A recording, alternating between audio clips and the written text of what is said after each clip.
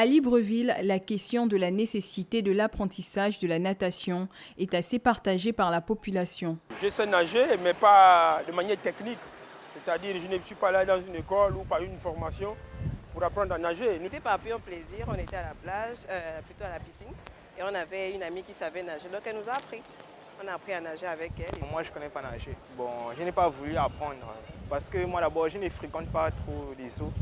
Et même au village, quand je pars souvent au village, je ne rentre pas dans la rivière, je me lave sur le côté. Selon les experts en natation, l'apprentissage de la nage est avant tout une question de sécurité, même si plusieurs insuffisances freinent encore son développement. Savoir nager n'est pas un luxe, mais plutôt une nécessité vitale.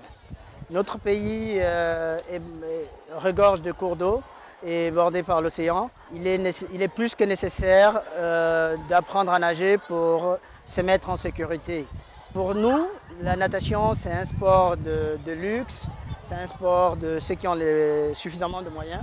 Donc je pense que c'est ce qui fait en sorte que beaucoup n'appréhendent pas cet aspect sécuritaire de la natation. Les structures qui reçoivent la population pour des cours de natation ne le font que pour le loisir.